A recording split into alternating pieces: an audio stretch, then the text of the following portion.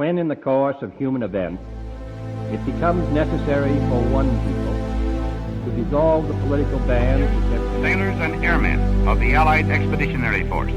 Well, I think it's time we ask ourselves if we still know the freedoms that were intended for us by the founding fathers. Not one small step for man. Those three hallowed words reverently dictate what you ought to be, what you can be, what you will be. We pledge to each other our lives, our fortunes, and our sacred honor.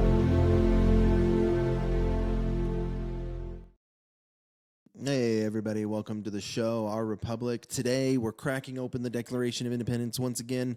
Not the whole thing this time, but just its greatest hits. I am Jeff, the non-operating operator, your host of Our Republic. I'm excited to be here today with you. Let's just get into it, right? We're talking about the greatest hits. You know, the phrases everybody quotes, but almost nobody actually understands, right? We quote them all the time, right? We're talking about the laws of nature and of nature's God. All men are created equal, endowed by their creator with certain unalienable rights. That word, just a tongue twister, right? Life, liberty, and the pursuit of happiness. Consent of the governed. The right to alter or abolish. And our lives, our fortunes, and our sacred honor. These just aren't fancy slogans. These were the core ideas that made a revolution possible. And they're why America still matters. So let's break them down. The laws of nature and nature of God. The Declaration starts with, when in the course of human events, it becomes necessary for one people to dissolve the political bands with which have connected them with another, and to assume among the powers of the earth the separate and equal station to which the laws of nature and nature of God entitle them, a decent respect to the opinions of mankind requires that they should declare the causes which impel them to the separation. I know that's a lot, right? Like you're just like, oh, Jeff, that was key instructions. You read it enough times, you're going to get it. All right, so let's talk about it. The laws of nature and the nature of God entitles them. That phrase is Jefferson's legal and moral foundation. It's saying, look, this isn't about opinion. This isn't just us whining about taxes. This is about universal truths, right? So it's a law of nature, right? The rights and principles you can figure out through reason.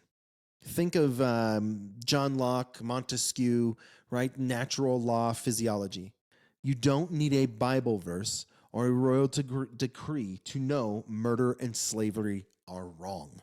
They're built into reality. All right, now let's go on to nature's God. Jefferson and the founders added this to make it clear. These truths don't just float out in the air like it's not the universe. The universe grants me serenity. The universe doesn't do jackwagon, you frickin' hippie, right? These truths don't just float in the air. They come from a creator, the creator, God. Not Parliament, not King George III, not majority vote, God. In one sentence, they undermined the entire foundation of the British monarchy. If rights come from God and nature, no king has the authority to take them away. Might be something that we actually really look into right now. Benjamin Franklin later said, freedom is not a gift bestowed upon us by another man, but a right that belongs to us by the laws of God and nature. Translation, your liberty doesn't come from Washington, London, or any government building. It comes from above, God. All men are created equal. That line changed the world, right? We hold these truths to be self-evident that all men are created equal. In 1776, that was earth-shattering. For centuries, Europe had lived under kings, queens, nobles, peasants, and it's just the way it went, right? People literally believed some were born superior, right? And the Declaration blew that up. It said, nope, kings aren't special, nobles aren't better, and every single person is born with the same right. Now, did they live that out perfectly? Obviously not. Slavery still existed. Women were excluded. Jefferson himself, as we covered last time, was a walking contradiction. But here's the genius. Once those words were written, they became the standard. Every future generation could say, America, live up to your promise. Right? We agree on that? Okay, good. Lincoln later pointed back to this line in Gettysburg.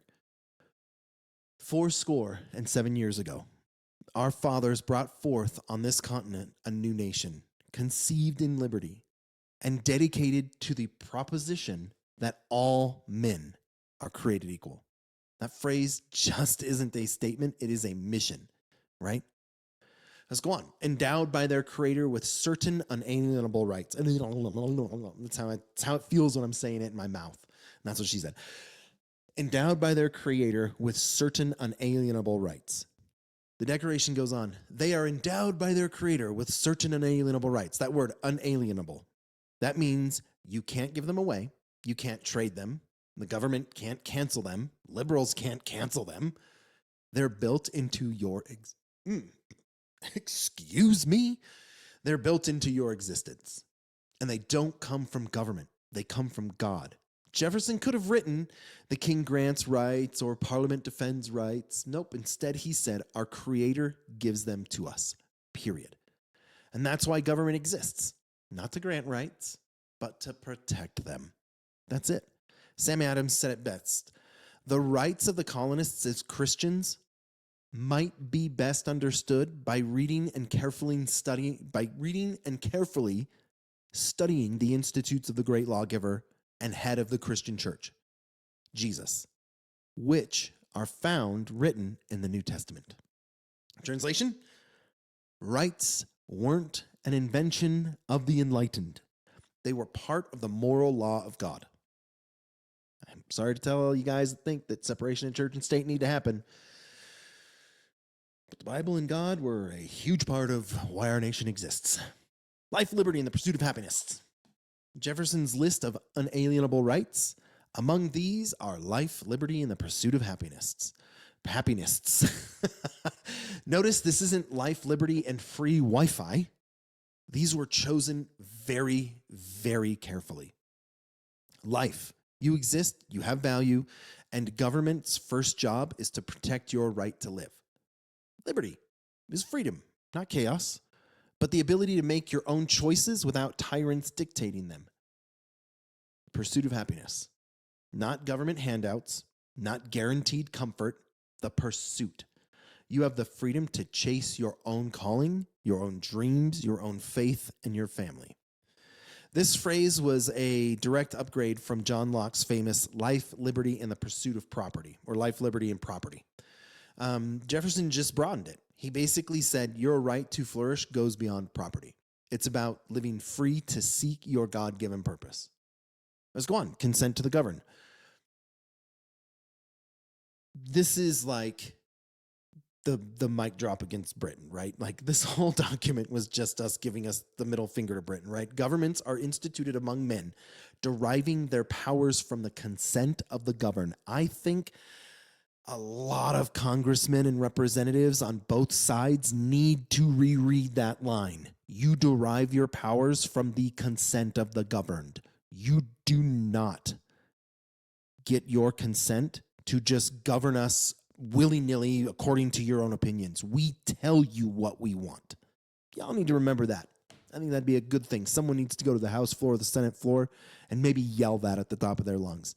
Anyway, that flips the entire world upside down, right? Kings ruled by birthright. Dictators ruled by force. Jefferson said, nope. Government only gets its just powers from the people. And this was the first time in world history a major nation was founded on that principle. James Wilson, a signer of both the Declaration and the Constitution, later said, the first and governing maxim in interpreting the statute is to discover the original meaning of those who made it. And the meaning here was clear. Power flows upward from the people, not downward from the throne. And that includes your representative and senatorial seats, you clowns. The right to abolish, alter, or abolish. Jefferson just doesn't say government comes from the consent. He takes it actually further.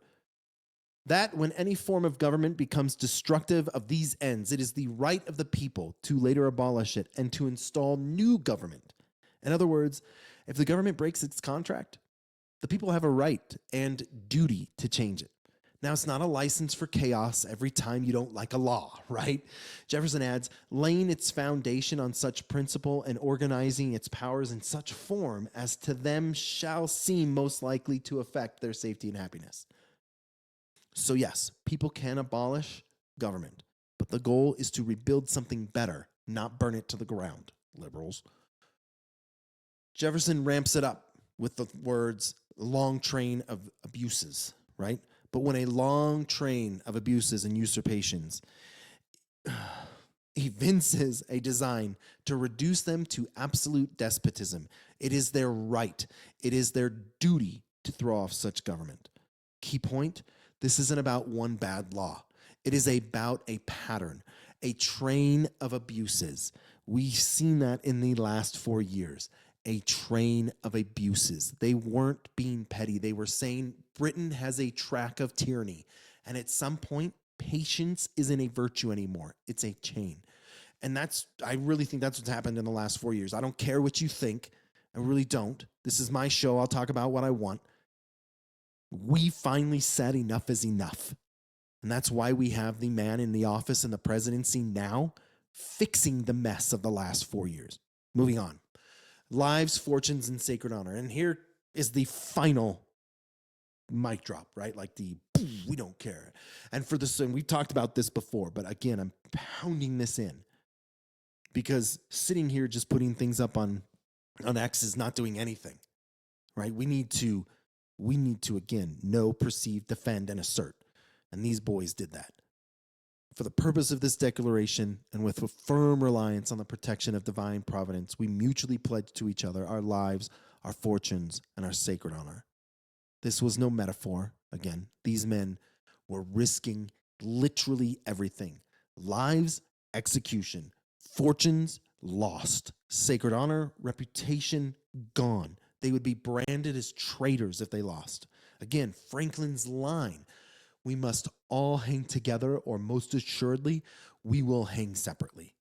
They knew what they were signing. They did it anyway. So let's wrap it up.